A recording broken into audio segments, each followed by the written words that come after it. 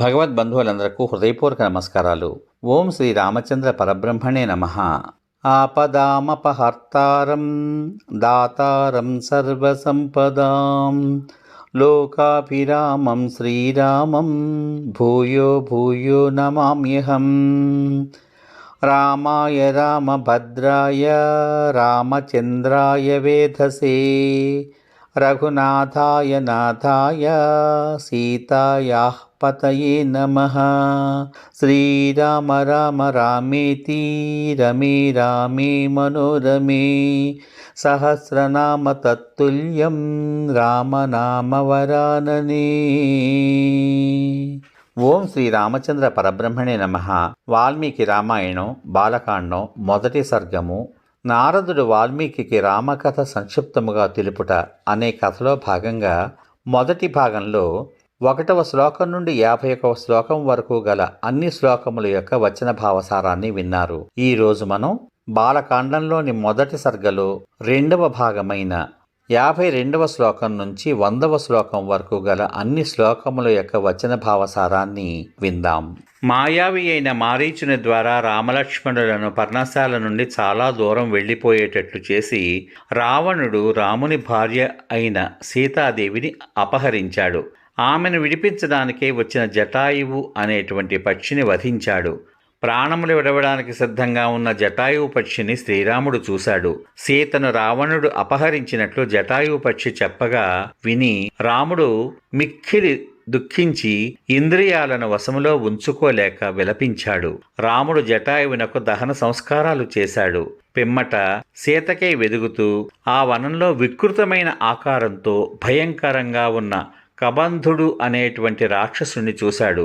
బలిష్టములైన బాహువులు ఉన్నటువంటి రాముడు ఆ కబంధుని చంపి దహన సంస్కారం చేయగా అతడు స్వర్గానికి వెళ్ళాడు. అతడు స్వర్గానికి పోవుటకు ముందు శ్రీరామునితో ఇలా అన్నాడు: రామా, ధర్మాన్ని ఆచరించుటయందు నేర్పు కలది, ధర్మమును ఆచరించునది అగు ఒక శబర స్త్రీ సన్యాసాశ్రమమును స్వీకరించి ఈ ప్రాంతంలోనే నివసిస్తోంది. ఆమె వద్దకు తప్పకుండా వెళ్ళు అన్నాడు. రాముడు శబరి వద్దకు వెళ్ళాడు. శబరి శ్రీరాముని చక్కగా పూజించింది. రాముడు పంపా సరోవర తీరంలో హనుమంతునితో పరిచయం ఏర్పరచుకున్న పిదప అతని మాట ప్రకారం సుగ్రీవునితో స్నేహం చేసుకున్నాడు. రాముడు తన వృత్తాంతాన్నంతటినీ మొదటి నుంచి కూడా సుగ్రీవునకు హనుమంతునికి చెప్పాడు. సీతా వృత్తాంతాన్ని ప్రత్యేకంగా విశేషంగా చెప్పాడు. సుగ్రీవుడు రాముని వృత్తాంతమంతా విని అగ్ని సాక్షికంగా రామునితో స్నేహబంధాన్ని ఏర్పరచుకున్నాడు. నీకు వాలికి విరోధం ఎలా ఏర్పడింది అని రాముడు ప్రశ్నించాడు. ఆ ప్రశ్నకు సుగ్రీవుడు దుఃఖిస్తూ స్నేహంతో రామునకు ఆ వృత్తాంతమంతా చెప్పాడు. ఆ వృత్తాంతమంతా విని వాలిని నేను చంపుతాను అని రాముడు ప్రతిజ్ఞ చేశాడు. సుగ్రీవుడు కూడా రామునకు వాలి యొక్క బలాన్ని గురించి వర్ణించి చెప్పాడు. సుగ్రీవుడు రాముని చూసింది మొదలు ఇతను వాలిని చంపడానికి సమర్థుడో కాదో అనే సందేహంతో ఉన్నాడు. అతడు రాముని విషయంలో తనకి నమ్మకం కలగడానికై కొండవలె ఉన్న దుందుబి అనే రాక్షసుని కళేబరాన్ని అంటే శవాన్ని రామునికి చూపించాడు. ఊహింపరాని బలంగల రాముడు అస్థిమయమైన అనగా ఎముకల పోగై ఉన్న ఆ దుందుబి కళేబరాన్ని చూసి ఇదెంత అన్నట్లు నవ్వి దాన్ని తన పాదాంగుష్టంతో అంటే కాలి బ్రొటనవేలితో ఎత్తి 10 యోజనముల దూరం పడేటట్లు విసిరాడు. సుగ్రీవునకు ఇంకా నమ్మకం కలగడానికై ఒకే బాణం చేత 7 మద్ది చెట్లను, ఒక పర్వతాన్ని, పాతాళాన్ని కూడా ఛేదించాడు. రాముడు ఆ పనులు చేసిన పిమ్మట సుగ్రీవునకు రాముని పట్ల నమ్మకం కుదిరింది.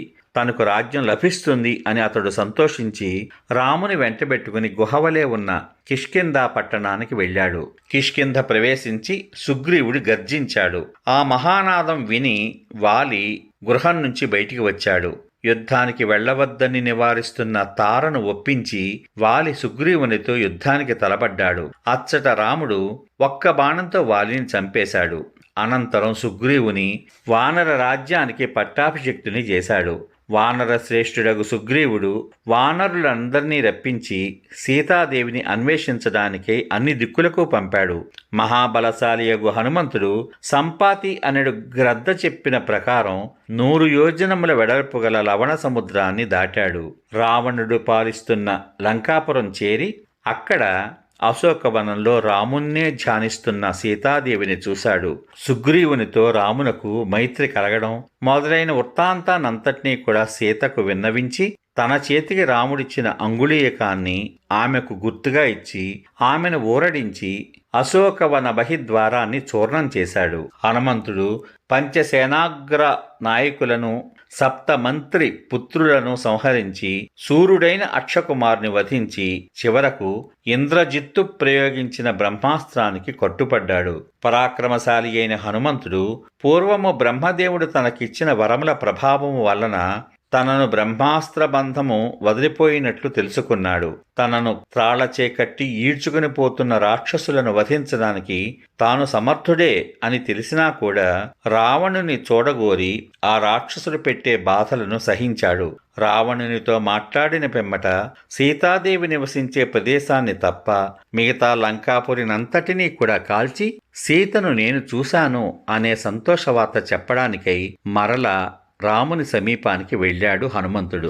అతడు రాముని వద్దకు వెళ్ళి అతనికి ప్రదక్షిణ నమస్కారాలు చేసి నేను సీతను చూశాను అని యథార్థంగా విన్నవించాడు. సుగ్రీవునితో కలిసి రాముడు సముద్ర తీరం చేరి సముద్రుడు తనకు వశం కానందులకు కోపించి సూర్యుని వలె తీక్షణములైన బాణములచే సముద్రుని క్షోభింపచేశాడు. సముద్రుడు రాముని కోపానికి భయపడి నిజరూపంతో కనబడి తనపై సేతువు కట్టించే ఉపాయం చెప్పాడు. అతని మాట ప్రకారం రాముడు నలునిచే సేతువు కట్టించాడు. రాముడు ఆ సేతు మార్గాన లంకలోకి ప్రవేశించాడు. యుద్ధమునందు రావణుని సంహరించాడు. సీతను పొంది పరగృహంలో చాలా కాలం నివసించిన భార్యను ఏ విధంగా స్వీకరిస్తాను అని చాలా సిగ్గుపడ్డాడు.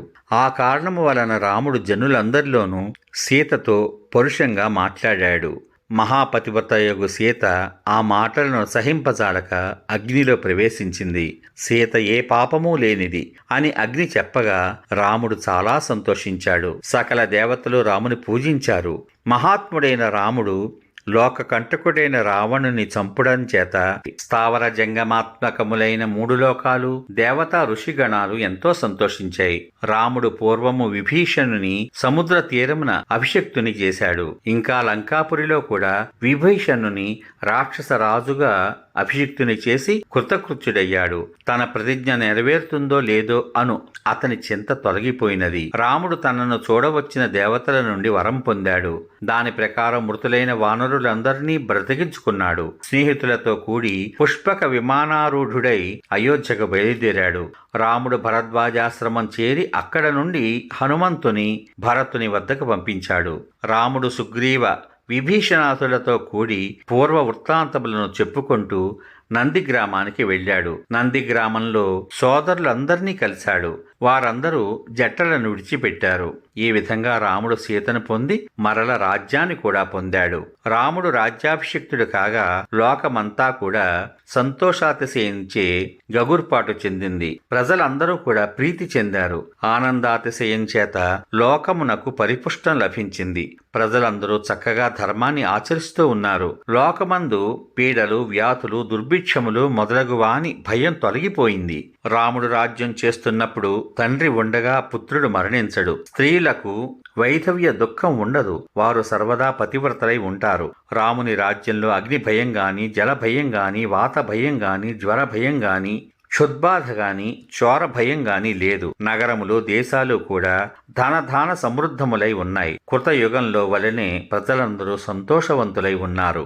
రాముడు 100 కొలది అశ్వమేధ యాగముల చేతను అనేక బహు సువర్ణక యాగముల చేతను దేవతలను పూజించి 10,000 కోట్ల గోవులను లెక్కింపరానంత ధనాన్ని బ్రాహ్మణులకిచ్చి శాశ్వతమయ్యే తన స్థానాన్ని పొందుతాడు. క్షత్రియులకు రాజ్యాలిచ్చి 100 వారి వంశాలను వృద్ధి పొందేలా చేస్తాడు. 4 వర్ణాల వారిని వారి వారి ధర్మములు ఆచరించేటట్లు నియమించగలడు. రాముడు ప్రజలకు సుఖం కలిగేటట్లు 11,000 సంవత్సరాల పాటు రాజ్యాన్ని పాలించి బ్రహ్మలోకాన్ని చేరతాడు. రామచరిత్ర పరిశుద్ధిని కలిగిస్తుంది. పాపాలను నశింపచేస్తుంది, పుణ్యాలను ఇస్తుంది. ఇది వేదముతో సమానం. దీనిని చదివే వారి సర్వ పాపాలు తొలగిపోతాయి. రామాయణము అనే ఈ ఆఖ్యానము ఆయుర్దాయాన్ని పెంచుతుంది. దీనిని చదివేవాడు పుత్ర పౌత్రాదులతోనూ భృత్యు బంధు గణములతోనూ కూడి సర్వసౌఖ్యములను అనుభవించి మరణానంతరం స్వర్గమునందు దేవతల చేత కూడా పూజింపబడతాడు. ఈ రామాయణాన్ని బ్రాహ్మణుడు పఠిస్తే అష్టాదశ విద్యలందునూ ప్రావీణ్యం పొందుతాడు. క్షత్రియుడు పఠిస్తే భూమండలాధిపతి అవుతాడు. వైశ్యుడు పఠిస్తే వ్యాపారమునందు లాభాన్ని పొందుతాడు. శూద్రుడు పఠిస్తే గొప్పవాడవుతాడు. ఇక్కడితో వాల్మీకి రామాయణమునందలి బాలకాండలోని ప్రథమ సర్గము సంపూర్తిగా సమాప్తము. రేపటి భాగంలో వాల్మీకి రామాయణము బాలకాండము 2వ సర్గయందు రామచరితమును కావ్యంగా రచింపమని బ్రహ్మ వాల్మీకిని ఆదేశించుట అనే కథలను 1వ శ్లోకం నుండి 43వ శ్లోకం వరకు గల అన్ని శ్లోకముల యొక్క వచన భావసారాన్ని కథగా వింటారు. ఓం శ్రీ రామచంద్ర పరబ్రహ్మణే నమః. సర్వే జనా సుఖినో భవంతు. ఓం శ్రీ రామచంద్ర పరబ్రహ్మణే నమః. శుభమస్తు. స్వస్తి.